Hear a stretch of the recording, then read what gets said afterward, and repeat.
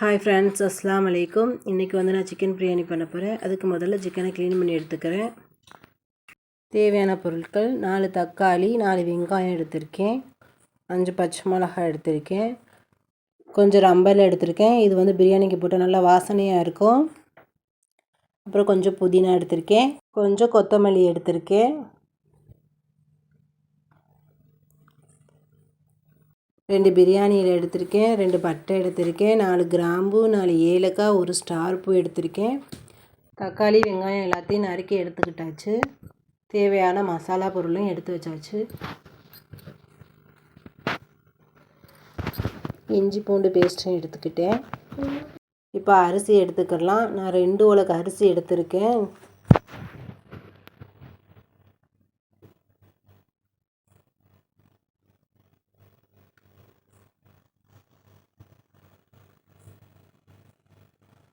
அதை இப்போ அலசி எடுத்து வச்சுக்கிடலாம். ஒரு அரை மணி நேரம் ஊற வச்சுக்கிடலாம். அதே உலக்கில் நான் 3 உலக்கு தண்ணி எடுத்திருக்கேன். 2 உலக்கு அரிசிக்கு 3 உலக்கு தண்ணி எடுத்திருக்கேன். அதை ஒரு பாத்திரத்தில் போட்டு கொதிக்க விட்டுக்கிடலாம். ஒரு பாத்திரம் எடுத்து வச்சுக்கிடலாம். அதில் 3 டீஸ்பூன் எண்ணெய் ஊற்றிக்கிறேன், 1 டீஸ்பூன் நெய் ஊற்றிக்கிறேன், 2 இலை, 2 பட்டை, 4 கிராம்பு, 1 ஸ்டார் பூ, 4 ஏலக்காய் போட்டுக்கிறேன். நல்லா பொரிஞ்ச உடனே நறுக்கி வச்ச ரம்ப இலையை சேர்த்துக்கிறலாம்.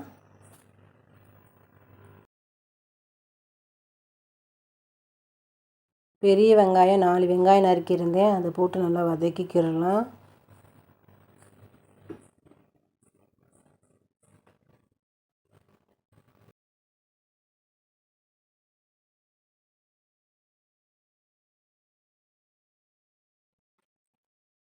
கொஞ்சம் உப்பு போட்டு வதக்கிக்கிறலாம். அப்போ தான் சீக்கிரம் வெந்து வரும். வெங்காயம் நல்லா பொன்னிறமாக ஆகிறதுக்கும் வதக்கிக்கிறலாம். இப்போ பொன்னிறமாக வந்துருச்சு. இப்போ நறுக்கி வச்ச தக்காளியை போட்டு வதக்கிக்கிறலாம். கொஞ்ச நேரம் மூடி போட்டு வச்சுக்கிறலாம். நல்லா தக்காளி நல்லா மசிஞ்சு வரணும்.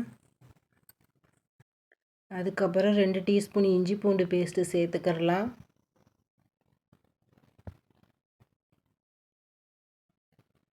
நல்லா பச்சை வாசனை போகிற தட்டிக்கும் வதக்கிக்கிடுவோம். நான் 4 பச்சை மிளகாய் போட்டுக்கிறேன். உங்களுக்கு காரத்துக்கு தக்கன நீங்கள் போட்டுக்கிடலாம். நல்லா வதக்கி விட்டு நல்லா பச்சை வாசனை போயிடணும். அதுக்கப்புறம் 1 டீஸ்பூன் மிளகாய் தூள்,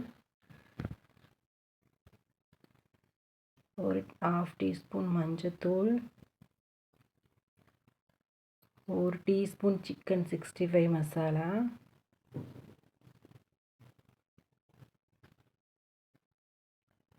அப்புறம் பிரியாணி பொடி சேர்த்துக்கிறேன்.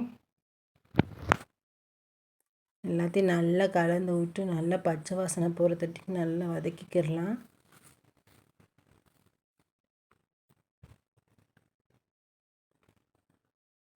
இது கூட கொஞ்சம் தயிர் சேர்த்து வதக்கிக்கிறலாம். கிரேவி நல்லா செவந்து வந்துருச்சு. இப்போ சிக்கனை போட்டு வதக்கிக்கிடுவோம்.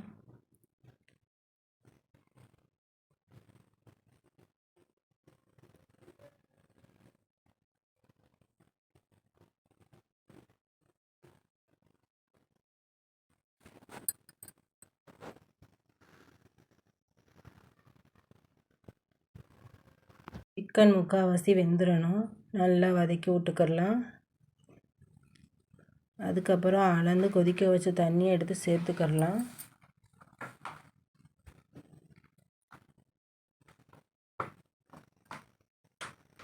கொஞ்ச நேரம் மூடி போட்டு மூடி வச்சிடலாம். நல்லா கொதிச்சு வரட்டும். நல்லா கொதிச்சிருச்சு. இப்போ அரிசியை போட்டுக்கிடலாம்.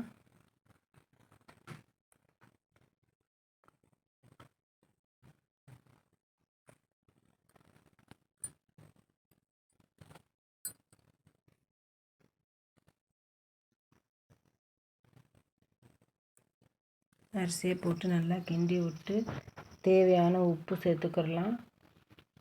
ஆல்ரெடி உப்பு போட்டிருந்தோம், பார்த்து சேர்த்துக்குருவோம் உப்பு.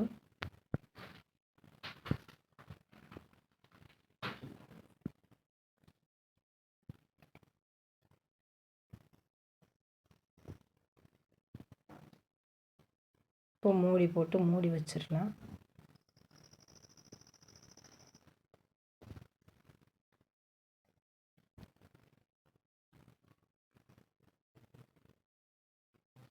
கொதிச்சு வரையிலே கொஞ்சோண்டு எலுமிச்சை சாறு ஊற்றிக்கிடலாம். நான் எலுமிச்சை சாறு ஊற்ற மறந்துட்டேன், அதனால லாஸ்ட்டாக ஊற்றிக்கிட்டேன். நீங்கள் கொதிக்கும் போதே ஊற்றிக்கோங்க.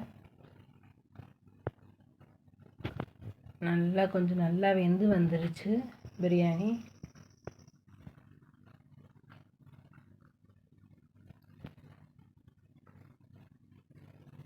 லைட்டாக உடையாத அளவுக்கு கிளறி விட்டுக்குருவோம்.